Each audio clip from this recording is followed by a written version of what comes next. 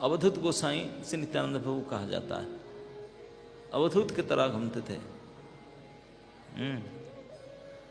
तो उनका एक फॉलोअर थे, उनका एक कृपा पात्र थे, बहुत अच्छे कृपा पात्र थे उनके। उनका नाम था मीनकेतन रामदास। कविराज गोस्वामी कहते हैं तभी जमाने के बाद है कि हमारे घर में अहोरात्र कीर्तन होता था। अहोरात्र कीर्तन आज भी उड़ीसा, बंगाल, बांग्लादेश में, पूर्व बंग, पश्चिम बंग में भी प्राय देखा जाता है। अष्टप्रहरी नाम यज्ञ, 24 प्रहरी नाम यज्ञ होता है अनुष्ठान। कुछ भी विशेष अनुष्ठान हो, अष्टप्रहर नाम यज्ञ कीर्तन होता है। अष्टप्रहर मतलब एक प्रहर 3 घंटा को बोलते हैं। अष्टप्रहर में 24 घंटा, अहोरात्र, दिन और रात मिलकर के 12-12, 24 घंटा कंटिन्यूअस। सुबह 6 बजे शुरू होगा, नेक्स्ट डे सुबह 6 बजे तक कंटिन्यूअस, एक क्षण भी नाम रुकेगा नहीं, अखंड नाम चलता रहेगा। उसको बोलते हैं अष्टप्रहरी नाम यज्ञ। तो आज भी उड़ीसा, बंगाल में घर घर, गांव गांव में होता रहता है। तो उनके घर में भी हो रहा था ये कार्यक्रम। कविराज गोस्वामी कहते हमारे घर में भी, वो 2 भाई थे, बोले बड़े भाई ने अरेंज किए थे, मैं भी घर में था। ये अष्टप्रहर नाम यज्ञ कीर्तन हमारे घर में होता था। तो इस नाम यज्ञ में जैसे बड़ा इवेंट होता है, सबको निमंत्रण करते हैं, सारे परिचित लोग आते हैं। कई कीर्तन ग्रुप को निमंत्रण किया जाता है भाग लेने के लिए। कई लोग आते हैं, विशिष्ट विशिष्ट व्यक्ति आते हैं इस यज्ञ में भाग लेने के लिए। तो मीनकेतन रामदास क्योंकि नित्यानंद प्रभु के परम कृपा पात्र थे, बड़े उच्च कोटि के उनके पार्षद भक्त थे, वो थे। बाकी सब तो जा चुके थे, उन्होंने तभी थे। तो उनको निमंत्रण किया गया था इतने बड़े भक्त के रूप में। तो उन्होंने आए, निमंत्रण प्राप्त करके उन्होंने उनके घर में इस अष्टप्रहरी कार्यक्रम में भाग लेने के लिए आए थे। जब कीर्तन यज्ञ हो रहा था, बहुत लोग और थे। तो मीनकेतन रामदास आकर पहुंचे। जैसे पहुंचे, सभी वैष्णव लोग उठ करके उनके चरण वंदना किए, अति सीनियर मोस्ट से वंदन किए।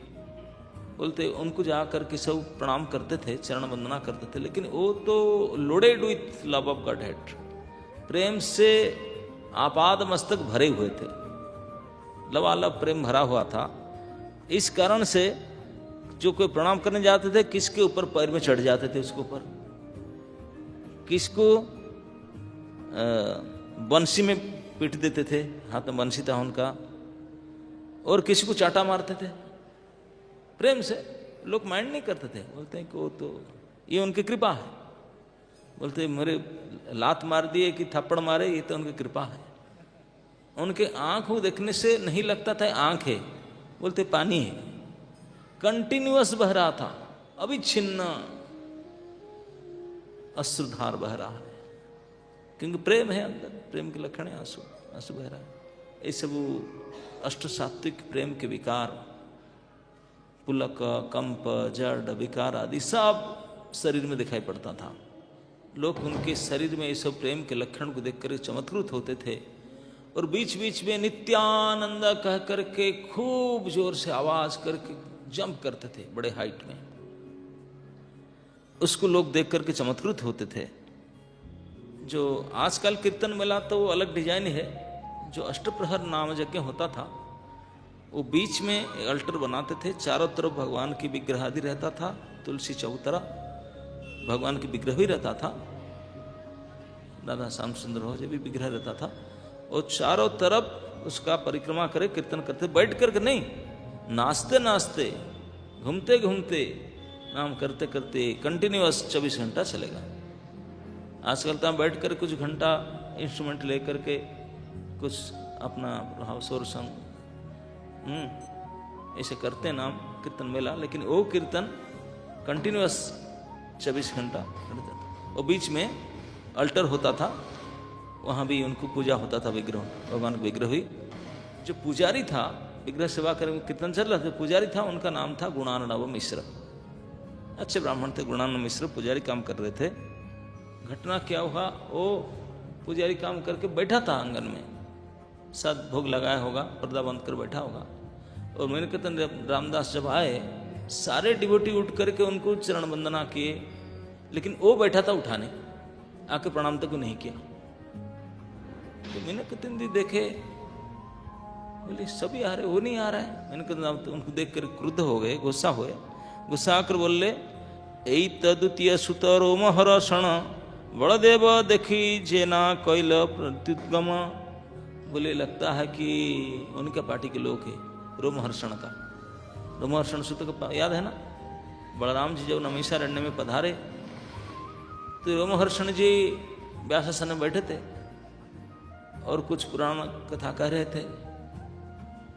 तो सारे हजारों संख्या में ऋषि मुनि उठ करके बलराम जी को सम्मान किए, प्रणाम किए, लेकिन वो रोमहर्षण सूत बैठा था आसन पर, उठा नहीं। तो बलराम जी बोले नॉनसेंस, मैं आया वो बैठा है, उठ नहीं रहा, अपना क्या समझ रहा है। तो बलराम जी ने घास उठाकर फेंक दी, मार दी उसको ऑन द स्पॉट, उसको मर्डर कर दिया। यहाँ तो गए थे कृष्ण को, बोले मैं देखो लड़ाई वड़ाई में भाग नहीं लूंगा, परिवार की लड़ाई हो रहा है, महाभारत युद्ध के समय की बात है, ये लड़ाई हो रहा है, मैं नहीं जाऊंगा, मैं जा रहा हूँ तीर्थ करने, मैं किसी को सपोर्ट नहीं करूंगा लड़ाई।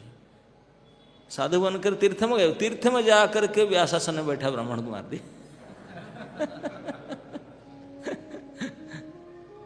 बलराम जी उनको कौन सा बंदूक चलाना है, घास फेंक दी, मर गया। तो नित्यानंद प्रभु तो बलराम ही है।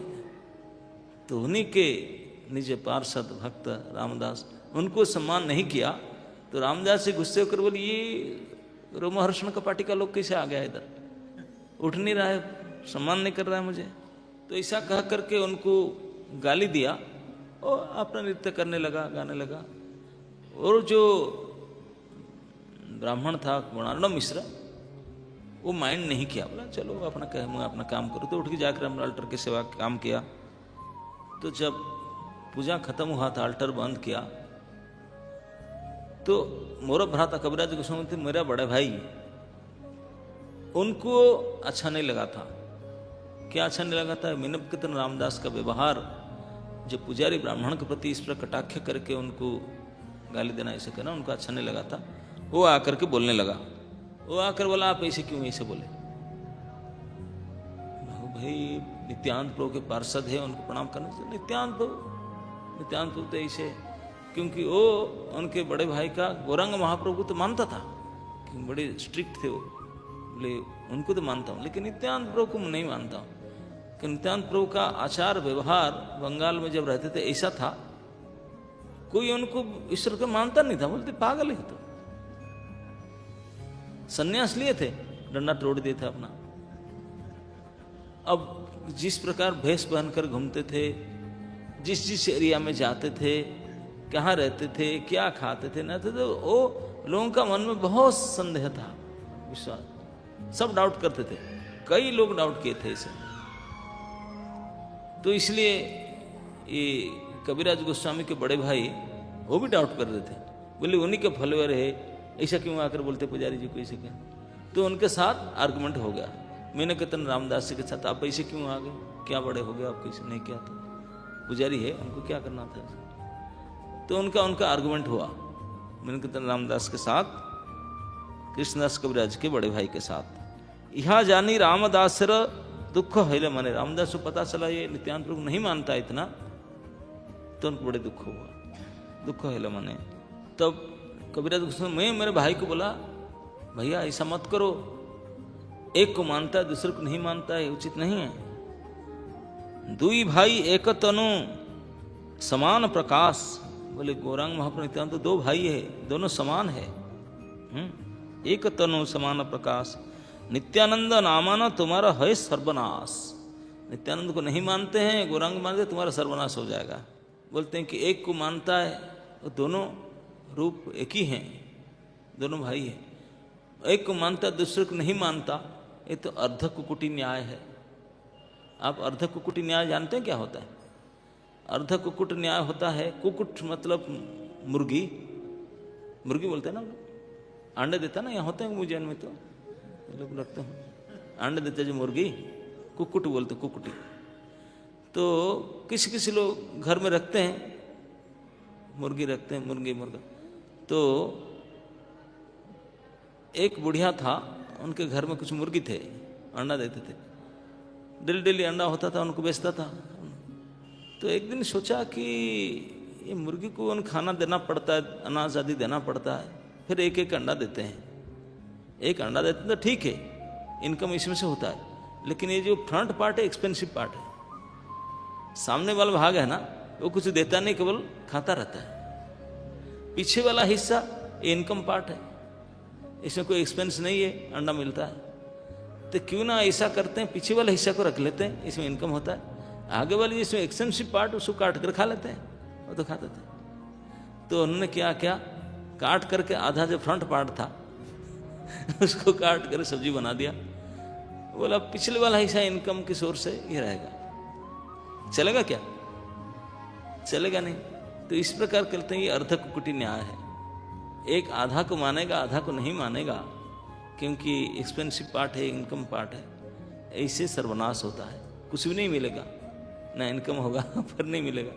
तो इस प्रकार तो नित्याय को नहीं मान करके केवल गौरांग को मानोगे, काम नहीं चलेगा, दोनों को मानना पड़ेगा। बोले इस प्रकार हम जुक्ति तर्क हो रहा था, मैं भी मना कर रहा था, लेकिन भाई का और रामदास का आर्गुमेंट हो रहा था। तो रामदास जी देखे कि मान नहीं रहा है, तो उनको अच्छा नहीं लगा। बोला मैं यहाँ आया आपका निमंत्रण में, लेकिन आप नित्यानंद को विश्वास नहीं करते, मैं नहीं रुकूंगा इधर। गुस्से हो गए, अपने बांसुरी को तोड़ करके, पैर कचाड़ करके जमीन पर गुस्से होकर चल पड़े, यहाँ से रुके नहीं, गुस्से होकर चल दिए। इसी को बोलते हैं क्रुद्ध होया बंसी भांगी चले रामदास, तत्काले हमारा भ्रातारा होइले सर्वनाश। बस वो चले गए तो हमारे भाई का सर्वनाश शुरू होने लगा।